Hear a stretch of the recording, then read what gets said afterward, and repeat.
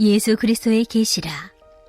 이는 하나님이 그에게 주사 반드시 속히 일어날 일들을 그 종들에게 보이시려고 그의 천사를 그 종 요한에게 보내어 알게 하신 것이라. 요한은 하나님의 말씀과 예수 그리스도의 증거 곧 자기가 본 것을 다 증언하였느니라. 이 예언의 말씀을 읽는 자와 듣는 자와 그 가운데 기록한 것을 지키는 자는 복이 있나니 때가 가까움이라. 요한은 아시아에 있는 7 교회에 편지하노니 이제도 계시고 전에도 계셨고 장차 오실 이와 그의 보좌 앞에 있는 7 영과 또 충성된 증인으로 죽은 자들 가운데서 먼저 나시고 땅의 임금들의 머리가 되신 예수 그리스도로 말미암아 은혜와 평강이 너희에게 있기를 원하노라. 우리를 사랑하사 그의 피로 우리 죄에서 우리를 해방하시고 그의 아버지 하나님을 위하여 우리를 나라와 제사장으로 삼으신 그에게 영광과 능력이 세세토록 있기를 원하노라. 아멘. 볼지어다 그가 구름을 타고 오시리라. 각 사람의 눈이 그를 보겠고 그를 찌른 자들도 볼 것이요 땅에 있는 모든 족속이 그로 말미암아 애곡하리니 그러하리라. 아멘. 주 하나님이 이르시되 나는 알파와 오메가라. 이제도 있고 전에도 있었고 장차 올 자요 전능한 자라 하시더라. 오늘은 예수 그리스도로부터 오는 은혜와 평강이라는 제목으로 요한계시록 1장의 말씀을 나누겠습니다. 주신 말씀을 통해 하나님의 놀라운 은혜를 누리는 복된 하루 보내시길 소망합니다.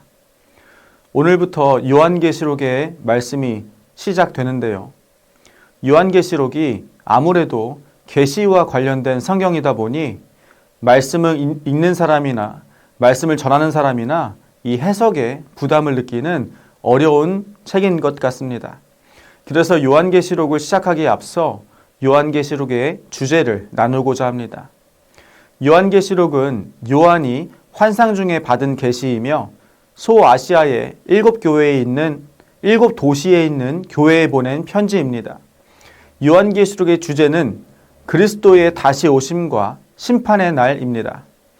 요한계시록을 기록한 목적의 첫 번째는 박해를 받는 그리스도인들에게 위로를 주며 궁극적으로 그들의 대적이 멸망하고 하나님께서 승리하신다는 확신을 주기 위함입니다.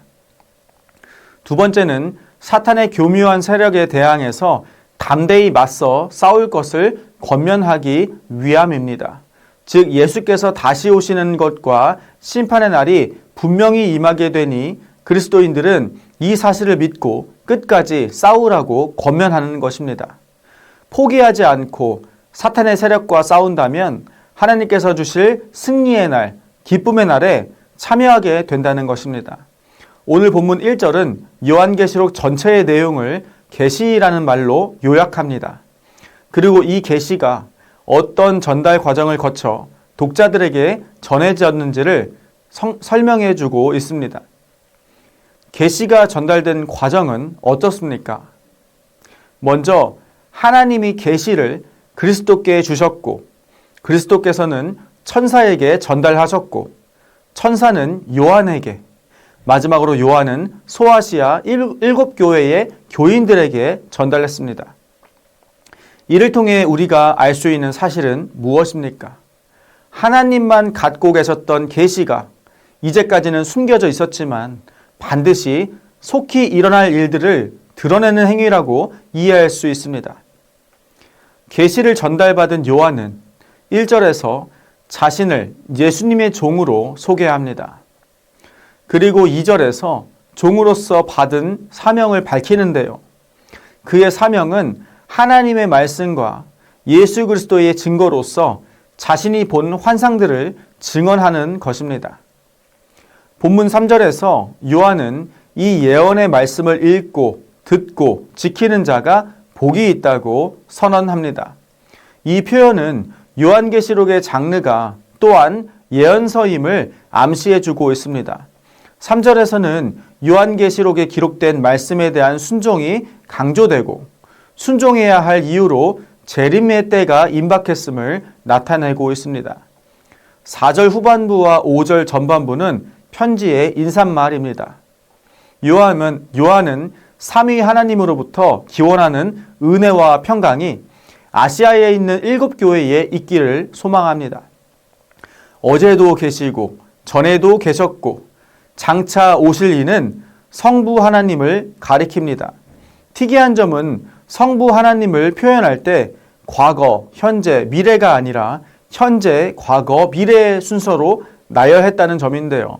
이것은 요한의 강조점이 요한 당시에 고통당하고 있는 성도들에게 있음을 암시합니다. 과거와 미래를 주관하시는 하나님이 현재도 주관하심을 일깨움으로 그들을 위로하려는 의도인 것입니다. 본문의 7영은 성령을 가리킵니다. 이 표현이 천사들을 가리킨다는 주장도 있지만 7 등잔을 온 세상에 두루 다니는 여호와의 눈으로 해석하는 스가랴 4장 2절, 10절에 근거하여 성령의 완전한 사역으로 해석하는 것이 더 바람직합니다. 이어서 본문 5절은 은혜와 평강이 성자로부터 기원함과 성자에 대한 영광송을 담고 있습니다.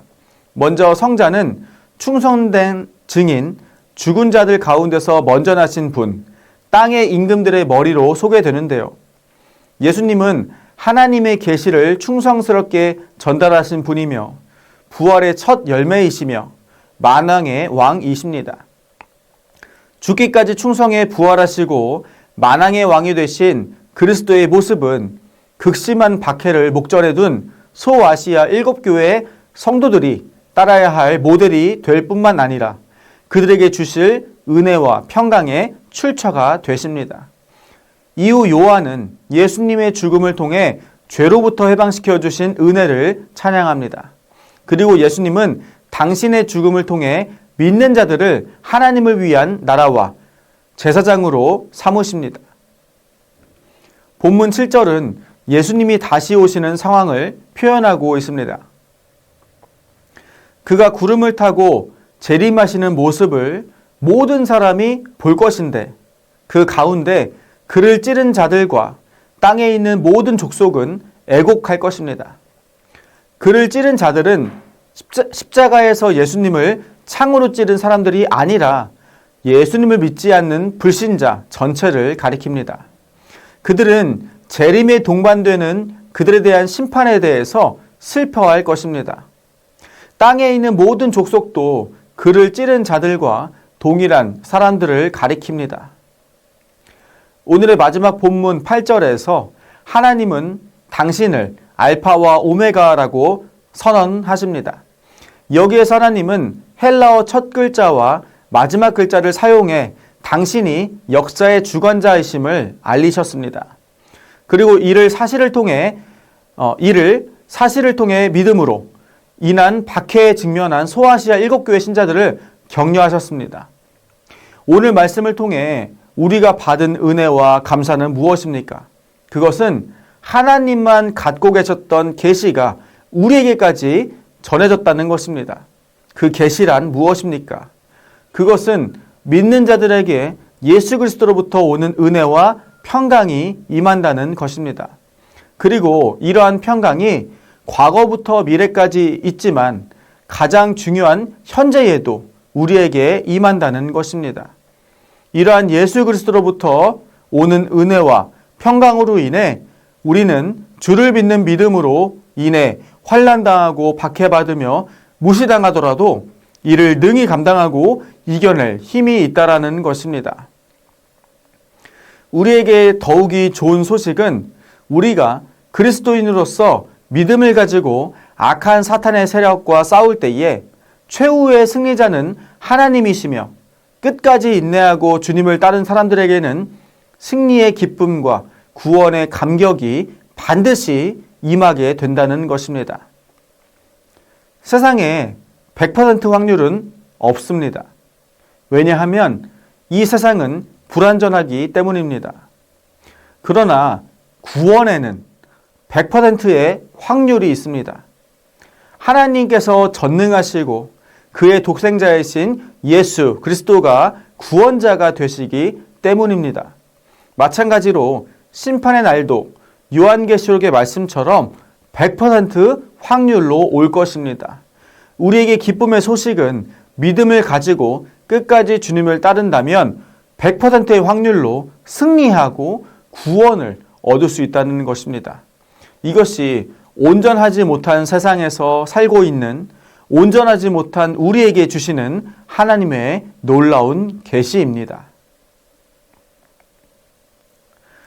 우리 함께 이 시간 기도하기 원합니다. 첫째로 예수 그리스도로부터 오는 은혜와 평강이 오늘을 살아가는 우리에게 임하도록 함께 기도하시겠습니다. 둘째로 해외 선교사님들과 농촌교회, 개척교회 목회자분들의 영육 간의 강건함을 위해서 함께 기도하시겠습니다. 마지막으로 다음 세대를 위한 새성전 건축이 주님의 인도하심을 따라 순적하게 이루어지도록 함께 마음을 모아 기도하시겠습니다.